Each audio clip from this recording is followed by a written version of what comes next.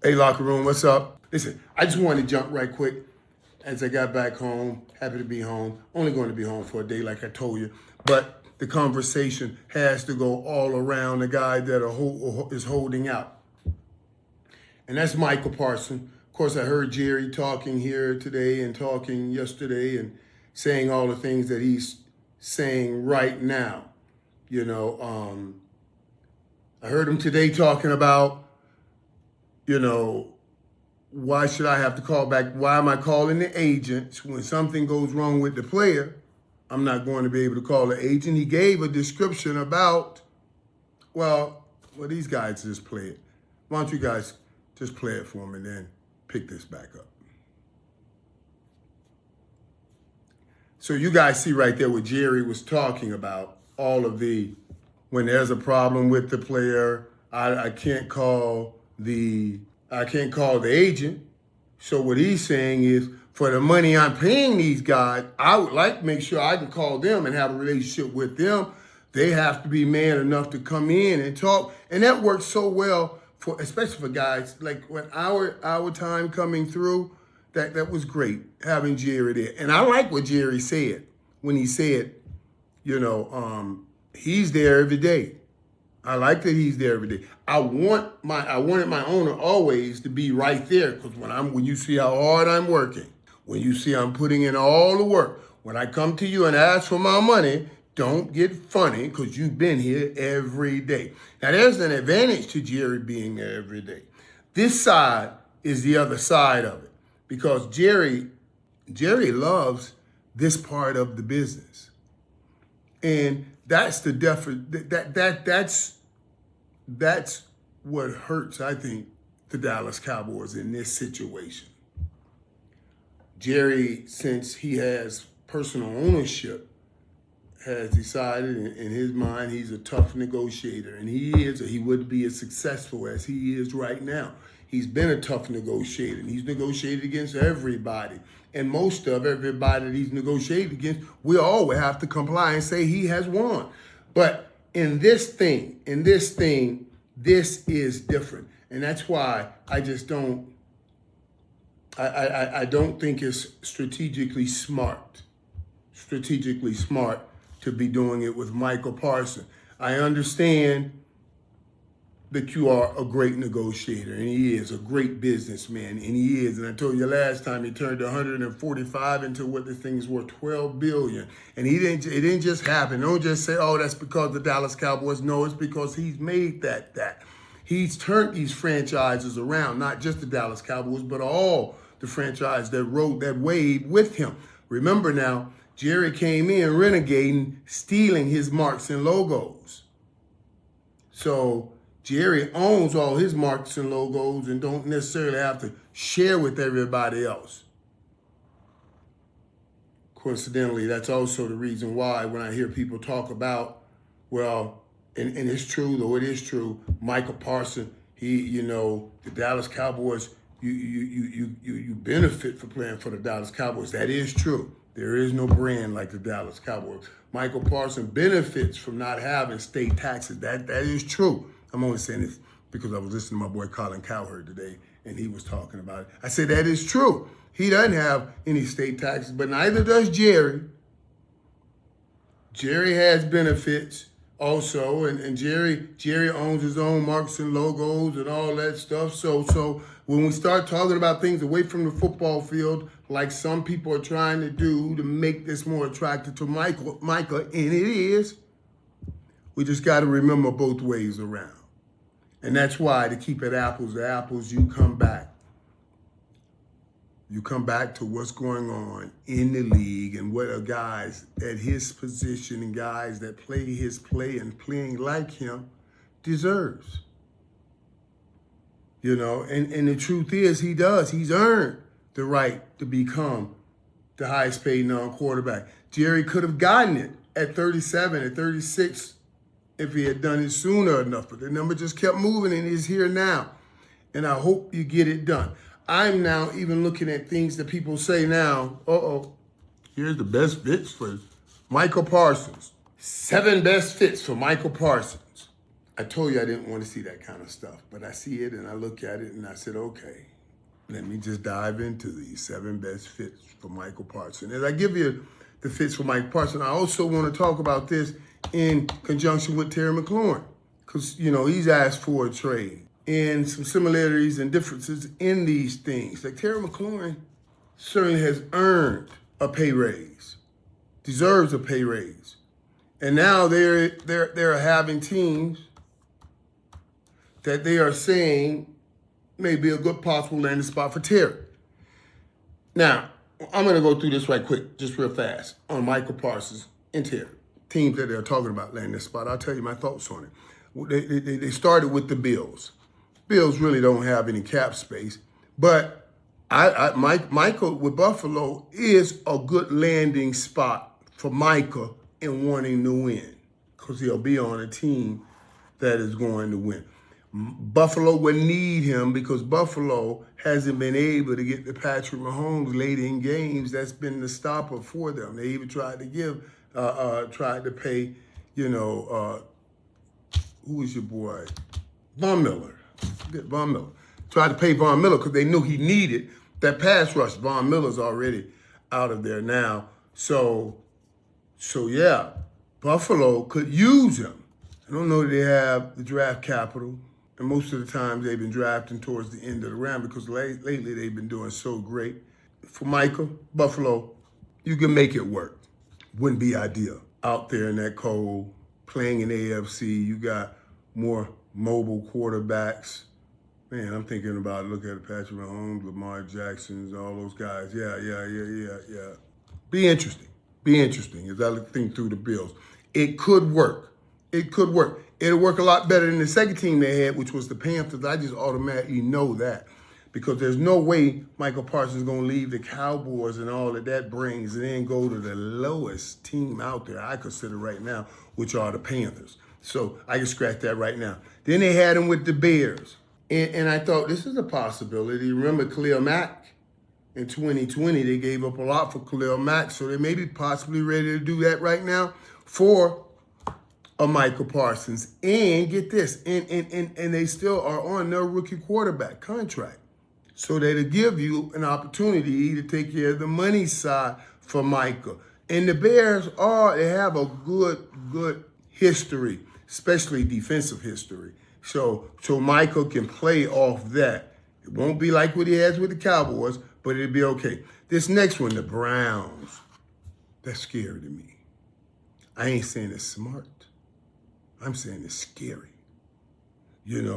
I can only see Myles Garrett on one side and Michael on the other. Or see them both on one side, every player, they'll just roll away on every offensive play. If you see them both on one side, trying to stop a double team, and quarterback's just going to say, set hut and start running away from that side. There's no way. You know what I mean? No way he's going to play around, talk about dropping back with both of them coming off one side. Ain't no way in the world, that left side going to block both of them. So you're going to take the ball, snap, and start running to the other side while you're looking automatically. That's why I say it's scary. Now, the Browns, because they may have a young quarterback, and because they got so many draft picks, remember, that would be scary. And Cleveland certainly don't have anything like what the mystique of the Cowboys. But if you get the Cleveland Browns in there, and you can be the one to go and say, Cleveland, this one's for you. You'll be put right up there with LeBron James, boy. They'll love you greatly. I'm telling you. And it won't be quite like what you'll get if you can get the Cowboys to the Super Bowl. But the Browns is interesting. I'm not saying it's nowhere near better, but it is interesting. Oh, that's scary. Then they had the Raiders in there. The Raiders who got the money, $40 million under the cap right now, $100 million under the cap next year. They got plenty of money, and they got that mystique. They're probably as close to the Cowboys as anybody else with mystique. With no matter where you go, people like the Raiders. They wear that black and silver, and they were dirty and nasty. And Pete Carroll's a nice guy, but he'll bring back some of that Raiders nastiness. Oh, can you imagine him with Max Crosby? Or would he have to send Max Crosby this way to make that deal work? But anyway, could you imagine that? That would be up there with what the Browns were doing. Yeah, it would be up there. I can't even mess with Max like that. I was gonna say not as scary, but it would be right up there with what the Browns were doing. I don't care what y'all said. Then they had the Bucks, and I thought, and I know Tampa Bay ain't got enough, and I don't think they're going anywhere. So I automatically know that one, the last one, for Micah, and the fit would be perfect, would be the Commanders. He'll be back with his old DC. He'll have a young, great quarterback, and he will terrorize us for the rest of his career. He would look forward to those 2 games a year where he could make love to Dak Prescott or whatever quarterback is wearing that uniform. I don't give a damn that my brain says that would be a great spot. My heart overrides it all. No effing way can you send them to the Commanders. We don't want to see it. And then speaking of the Commanders, they're dealing with a Terry McLaurin. I know if we didn't sign George Pickens, the first thing they would say, we're going to send you Terry, and we take Micah, and we'll send you some draft choice and all of that, which would have been, Terry McLaurin is a mother beast. Say what y'all want to say, boy. That's a whole different thing. I can't even talk about that. That might help me get over. Okay. That's a hell of a question. Would I take that? Boy, I'm going to tell you, that's a hell of a thing, because as an offensive guy, I'm in the points. And Terry McLaurin being added to Dallas offense is going to make you a 30, 35 pointer a game. Can you get to 40? Boy, this could be insane. And that could take an offense to a whole nother level. Micah on the defense, on the other hand, is still just one man, though he is a bad man. He's a great man. Oh boy, that's hard right there. That's hard. I don't think that'll ever happen. They're not sending Terry McLaurin over here, just like we don't want to send Micah over there. But I got to stay true to me. I'm an offensive guy over defense, because I say to you guys all the time, points win championships. Don't tell me about defense win championships. You give me a chance with defense, but I got to score points. And that's usually what offense does. And so I lean on offense. And wow, boy, you got to pay Terry, and you got to pay George next year. So that's highly unlikely, boy. But I tell you what,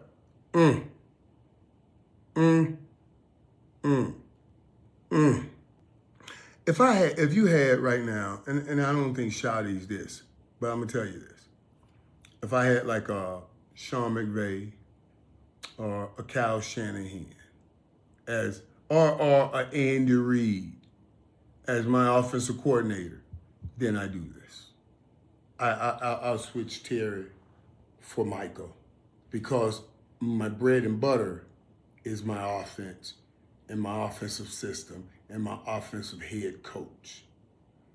And, I just want to give my offense all the weapons to destroy, and then try to place a defense together that's going to be more one dimension than anything, which means that defense I'm going to put together is going to be a defense that tries to get to the quarterback, because I'm going to put you in an advantageous situation with this offense. We gonna score. And most of the times, will be up. I just need a defense that can, not let them come back. That's what, not let them come back. So yeah, that I got to get out of dreamland. Let's talk about Terry McLaurin, because that switch and trade ain't never gonna happen.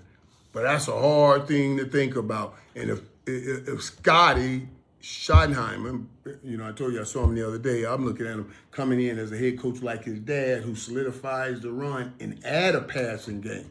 But if he was like the Andy Reeds, who were using the passing game to open up a run game, then I would say make that trade. But that's not what we got right now. At least I don't think that's what we got. We haven't seen what we got because we've never seen Shotty in this position before, and I'm waiting to see what he does in this position. They had Terry going to the Chargers, what I thought was a great spot. Let me give you a couple teams they had him. Chargers for him. They had the Raiders for him, and I don't Terry McLaurin with Geno. Could be, yeah. Pick up some of the stuff, the Lockett's, Taylor Lockett and stuff did over there. But boy, then my mind went to Terry McLaurin, Geno, Terry McLaurin with Brock Bowers. That's a different thing. That's a different thing with the Raiders. Because I'm going to tell you guys, you watch. That dude, Brock, that's a bad dude. Watch what he becomes. They had the Jets also. I just automatically know, that Justin Fields going to have enough problems worrying about getting the ball to Garrett Wilson and rekindling that combination that they had in school, And then the times that he's not getting the ball to him, he's going to be trying to run and get. But they're going to play a more run-oriented offense with Aaron Glenn at head coach, and then try to win with that defense. So I know that right away. San Francisco, as I told you just then, I would say yes to San Francisco, because you get San Fran, Terry McLaurin, to go with Kyle Shanahan. That's going to be dangerous things. But I don't know that San Fran would pay up, because they think, because of the head coach they have, that they can fit other receivers in, and they want to see what Ricky Prelsall and all of those guys do. And then they had the Browns for Terry McLaurin. And I thought they could use him, but I don't know if he could use them. All they're going to do is give him the money. They know when they're ready to get to the honey, and that's the Super Bowl, buddy. So I don't know if you want to go all the way down there. Boy, that Dallas and Washington trading those two players, I'm surprised nobody has mentioned that right now to this point. Let me not even talk about it anymore. All right, locker room. We'll talk tomorrow when we do the live.